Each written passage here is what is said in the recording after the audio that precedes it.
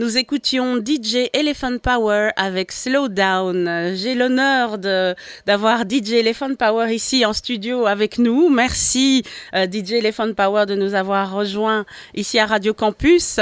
Comment Bonjour. allez-vous? Comment vas-tu? Si tu veux, on peut se tutoyer. Oui, bien sûr. Écoute, ça va très très bien. En plus, aujourd'hui, c'est encore une super journée à Bruxelles, je trouve.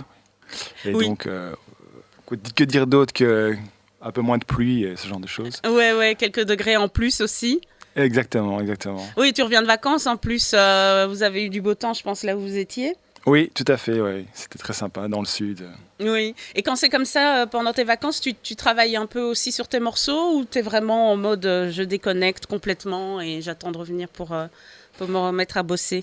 Bah écoute, en général, comme l'inspiration peut être partout, n'importe quand, à tout moment, et que le fait de faire de la musique, c'est de la passion, principalement aussi, en fait. Bien sûr, ça m'intéresse de faire des trucs là-bas, quoi. Oui. Et donc Ouais. tu pars avec ton matériel aussi, avec quelques trucs. Oui, en fait, ce qu'il y a, c'est un peu comme une idée de partir sur un setup, quoi. Parce que Oui. bien sûr, en général, c'est bien de voyager léger, quoi. Oui, effectivement. Mais alors justement, raconte-nous un petit peu comment est-ce que tu es arrivé à la musique électronique. Donc si j'ai bien compris, tu avais un groupe de rock avec ton frère et finalement, de fil en aiguille, tu es arrivé à faire de la musique électronique. Oui, voilà. En fait, moi, c'est vraiment il y a très très longtemps. Enfin, quand j'étais vraiment adolescent. Enfin, même avant d'être adolescent, on va dire, encore vers 11 ans, quelque chose comme ça. On avait fait un groupe avec mon frère, mais c'était vraiment, tu vois, juste comme ça, un truc dans le garage et tout, un truc de quartier. Enfin, une expérience en soi musicale, on va dire, surtout ça. Et c'était plutôt rock, parce qu'à l'époque, j'étais assez fan de musique plutôt très hardcore, greencore, plutôt métal, ce genre de choses. Sans pouvoir expliquer quoi ni comment, mais bon, voilà, c'était un peu les premières, je dirais, émotions que j'ai recherchées, que j'ai trouvées dans la musique en soi. Et donc oui, avec mon frère, effectivement, qui était quelques années plus âgé que moi, on a fait un truc ensemble. Lui, il était à la guitare, moi à la batterie. Et voilà, quoi, c'était une expérience, quoi. Oui, et donc quoi, dès petit, tu t'es acheté un instrument, tu as pu avoir accès à du matériel? Bah alors, ce qui s'est passé, c'est que, donc, instinctivement, j'adorais taper sur tous des trucs et tout, en général. Donc, du coup, je me suis tourné vers la batterie. Oui, c'était vraiment ça la première pulsion, c'est vraiment la rythmique, c'est vraiment ce qui m'a appelé, on va dire. Et donc voilà, avec mon frère, on a un peu, on a monté un petit truc comme ça, quoi, avec une petite batterie, et lui une guitare, un truc comme ça, et un pote qui chantait, des trucs comme ça, quoi. Oui, mais donc finalement, le lien avec la musique électronique est finalement assez évident, quoi. Donc le Bah, lien avec la rythmique. Le lien avec la rythmique, ouais, tout à fait, ouais. Par contre, la musique électronique, c'est venu après parce que effectivement, à ce moment-là, j'étais à la campagne, donc c'était facile dans le garage et tout. On pouvait squatter l'espace et faire beaucoup de bruit. Mais par contre, une fois que j'étais en ville, ça allait pas du tout dans les appartements et tout ça. Donc c'est là que j'ai acheté la première boîte à rythme, si tu veux, Oui, une DR660, un truc de boss. pour les connaisseurs. Ouais. Mais du coup, peux-tu nous expliquer comment tu définis ton style? Parce que je sais que c'est un mélange de plusieurs styles. Oui, tout à fait. Bah écoute, mon style, je dirais, en soi, pour résumer assez simplement, je pense que ce serait entre plutôt house et hip-hop. Ouais. Ce serait un rapport entre les deux, quoi, parce que j'aime beaucoup la rythmique, j'aime beaucoup le clubbing, le rapport, le volume, le son, le rapport, la vibration sonore, ce que ça peut intervenir au niveau humain, au niveau des vibrations, du groove. Et j'aime beaucoup aussi tout ce qui est lié à un son plus je dirais plus comme un son samplé qui vient un peu de la culture hip-hop et quelque chose qui dérange un peu, mais à la fois qui est pas. Je cherche pas à faire quelque chose de soft et de lisse comme ça. J'aime bien avoir une certaine un certain caractère dans ce que je fais, même si j'aime bien les mélodies et tout ça aussi, bien sûr, mais justement autour de tout ça, j'aime bien cette sensation un peu d'éclair, d'énergie qu'il y a autour. Et aussi, j'utilise aussi principalement aussi tout ce qui est lié au turntablisme avec le scratch. Et je réfléchis beaucoup à... Enfin, c'est pas que je réfléchis, c'est que c'est pour moi important de toujours avoir une approche, une fois que j'ai un morceau, avoir une approche à ce niveau-là par la suite. Pourquoi ? Parce qu'aussi pour la performance, quand je joue en live, principalement c'est avec des platines. Voilà, donc d'où le mot turntablist que j'ai appris en préparant l'interview. Donc je ne savais même pas comment on disait tourne-disque en anglais, mais donc voilà. Et turntablist, c'est un mot qui existe. Parce que quand on cherche turntable sur Internet, on tombe sur phonographe en français. Alors vous pourriez être des phonographistes ? Non, ça ne va pas. Ouais, bah écoute, ça vient de l'utilisation de la platine comme un instrument, si tu veux. Et en fait, ce terme turntablisme ou turtabliste, tu vois, ça a été inventé par la scène californienne, je me souviens bien, de San Francisco, dans la période des années 90, où c'était une époque assez... tu avais des gars incroyablement doués avec ça, vraiment, c'était hallucinant, qui avait déjà, je dirais, un paquet je dirais, d'années, d'heures d'expérience, quasiment. Donc, ils étaient vraiment, vraiment impressionnants. Enfin, ils le sont toujours maintenant. Enfin, je fais allusion à Invisible Scratch Pickers ou Executioners. Et donc, effectivement, c'est un des gars qui s'appelle DJ Disc qui a, je dirais, qui est le premier à citer ce terme, turntabliste. D'accord. Et donc, c'est le fait de jouer, de scratcher avec des vinyles sur des tourne-disques. Voilà. Alors, eux, bien sûr, mon approche n'est pas la même qu'eux. C'est-à-dire qu'eux, effectivement, c'est du pur, quoi. C'est du puriste pur au niveau de l'utilisation de la platine en tant qu'instrument. Par rapport à ça, le mix DJ en club et ce genre de choses est aussi hyper lié à la platine en soi, parce que maintenant, avec la technologie qu'on a, quelque part, on essaie... Enfin, il y a toujours je dirais pas...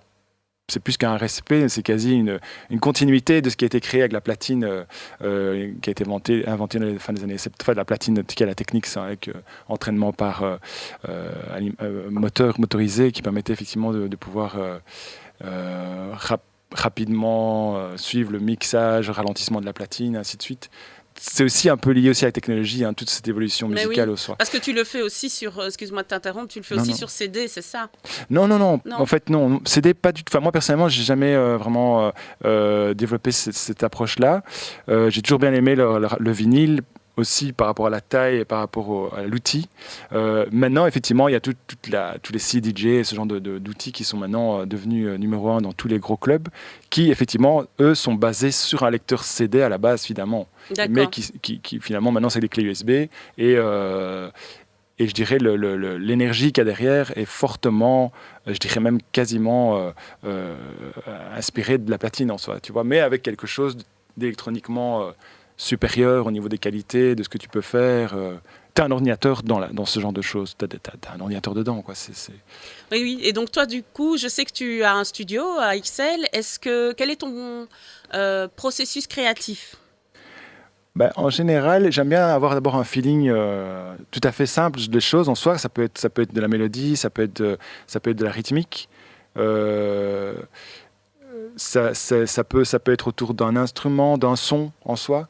Et après, comme ça, je commence à développer un feeling principalement. Donc, je commence à jouer principalement ce que je ressens comme ça en soi. Et je cherche pas spécialement à répéter quelque chose aussi. J'aime bien fonctionner différemment à chaque fois. Et parce que sinon, ça m'embêterait, je pense. Et de chercher à me répéter en fait, mais je réfléchis quand même à tout un travail que j'ai pu avoir ou amener sur certains projets et me dire tiens, qu'est-ce qui m'intéresse aujourd'hui de reprendre de ça ou de ça, ainsi de suite.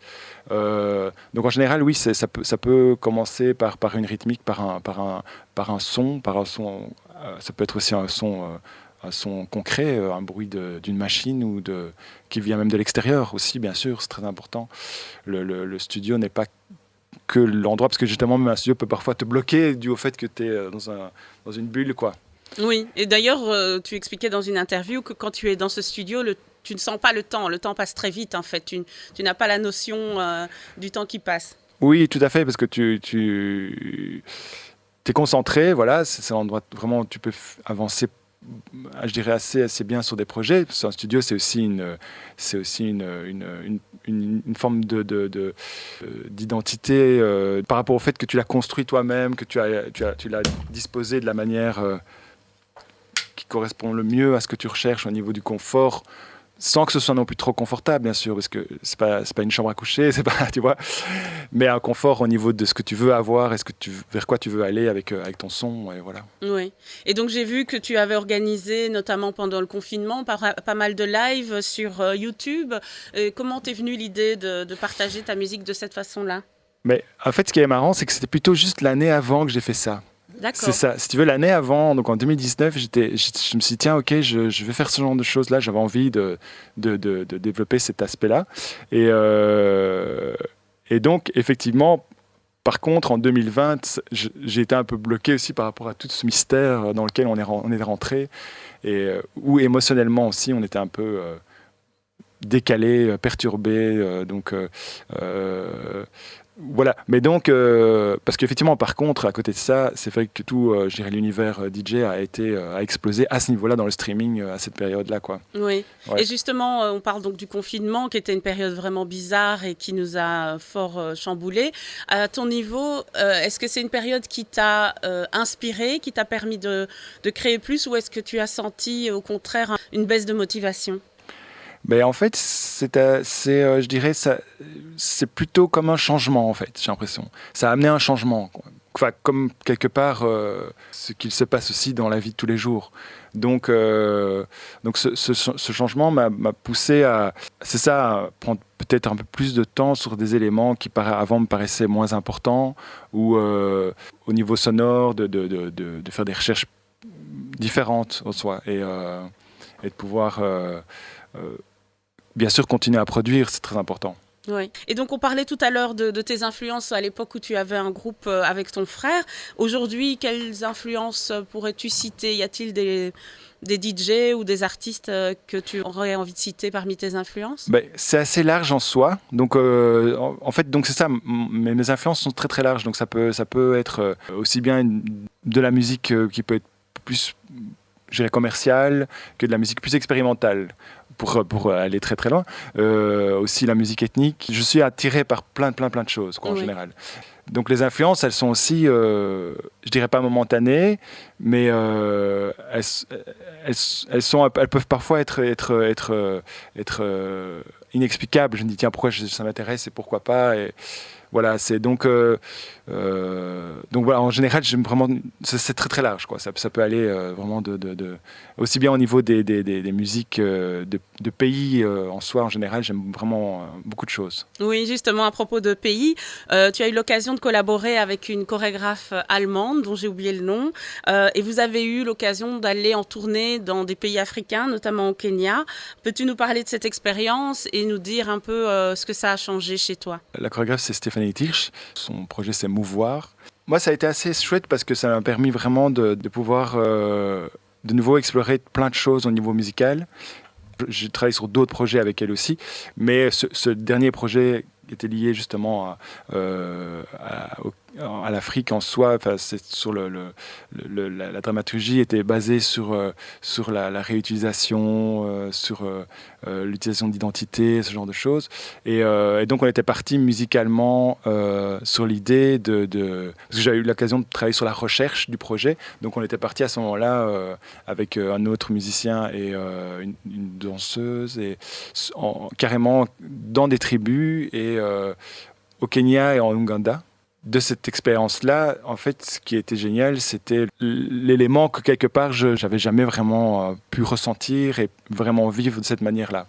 Que ce soit des disques de kora, de musique enregistrée dans les années 70, 60, et là vraiment dans des tribus et autres, et là vraiment être dans le contexte précis et rencontrer cette énergie-là était magique, vraiment magique, parce que c'est une sincérité, une force et une authenticité que je trouve parfois manquante ou difficile dans notre contexte, dans nos villes et autres, parfois en Europe et tout ça.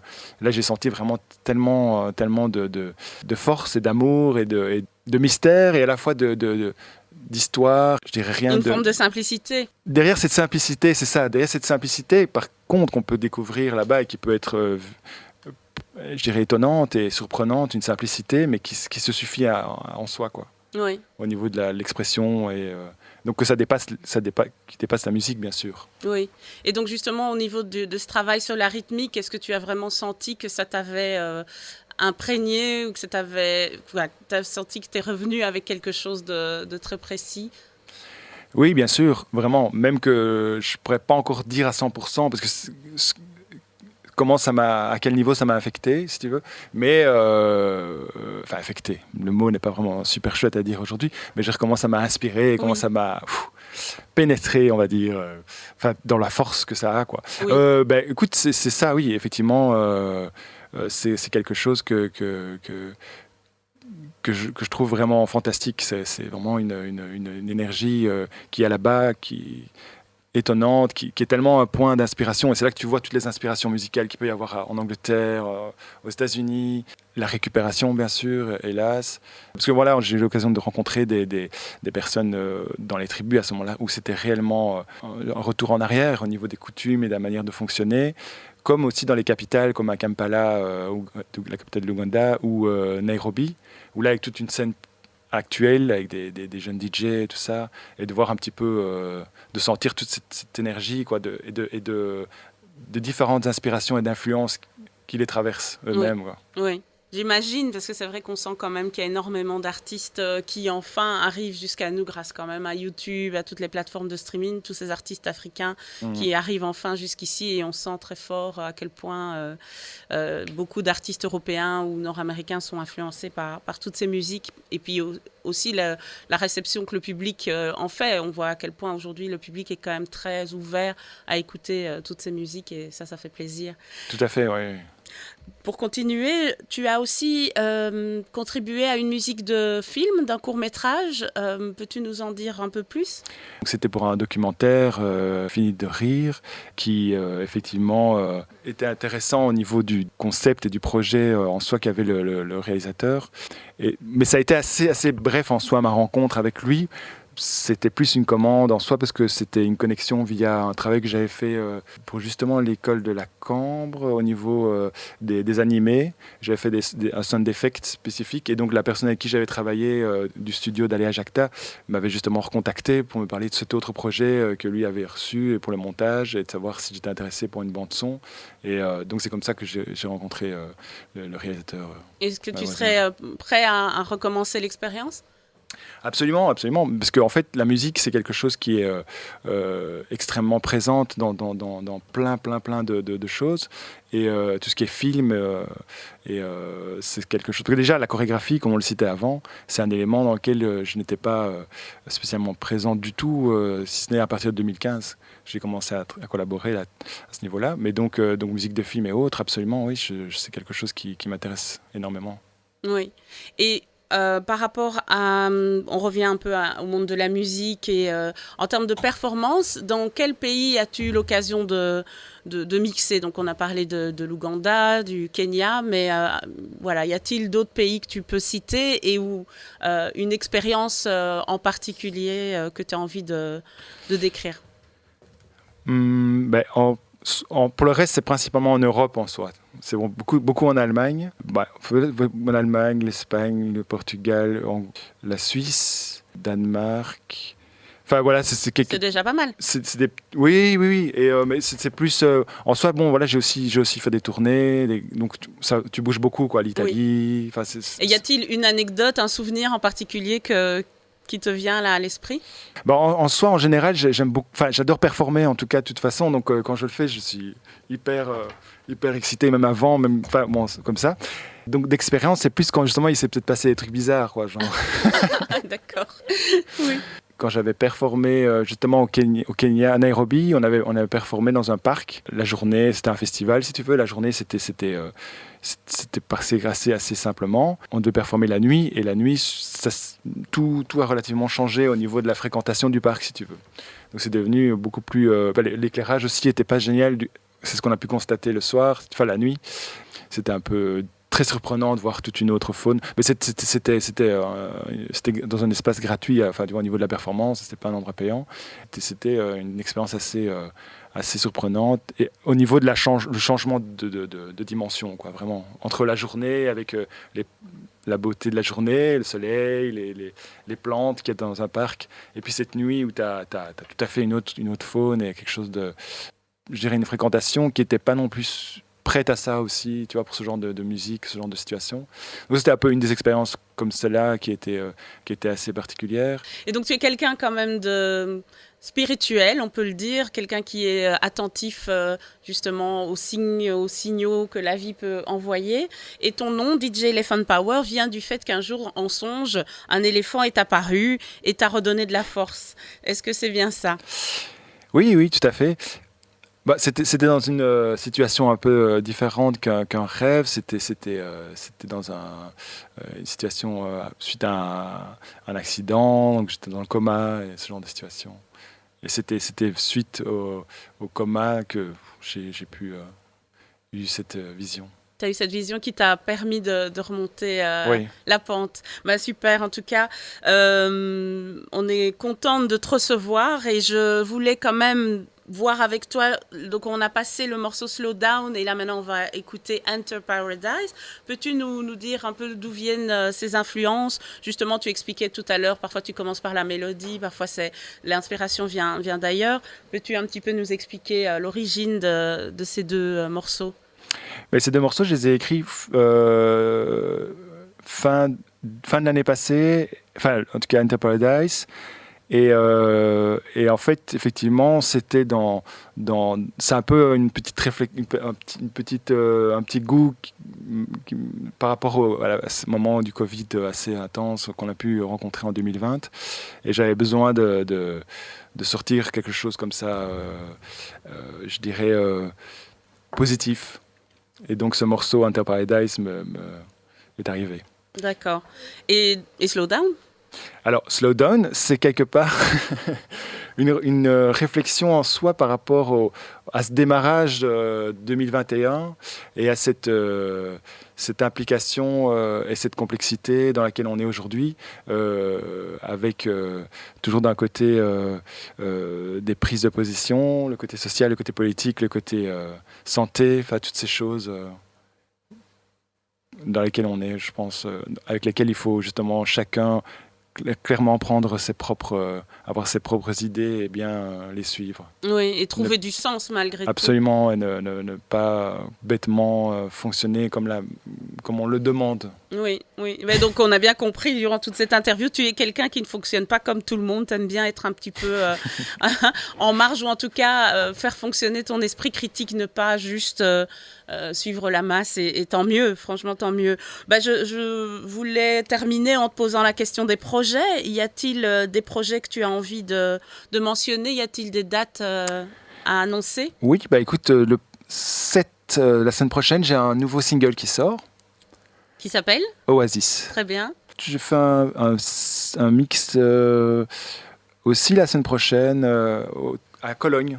Ah oui. Au théâtre de l'Orangerie. Très bien. Et donc, peux-tu nous donner un site web ou des références qu'on peut aller chercher sur Internet? Je poste généralement les infos via Insta ou. D'accord. Donc, pour avoir ces infos-là, d'accord. Insta, Donc, DJ Elephant Power sur Instagram, et tu as une page Facebook également. Oui. Et un site web, ouais. Très bien. Merci beaucoup DJ Elephant Power, merci d'être venu jusqu'à nous. J'espère que tu as pu passer le message que tu voulais passer, et on attend avec impatience la sortie du morceau Oasis, donc le 7. Ouais. Et puis le 7 de Cologne, on pourra l'écouter quand même après, ou comment ça se passe? Il est en streaming? Je ne sais pas encore, je vais aussi refaire un streaming bientôt, mais tout ça va être justement... Très bien, mais de toute façon, moi je me tiens au courant et je le repartagerai sur la page Facebook de Un rond dans un carré. Voilà, mais je vous propose de continuer avec le morceau Enter Paradise. Encore merci Nicolas, merci DJ Elephant Power, j'ai dit ton nom, zut, on avait dit qu'on gardait le mystère. C'est pas grave. À très bientôt. Ciao.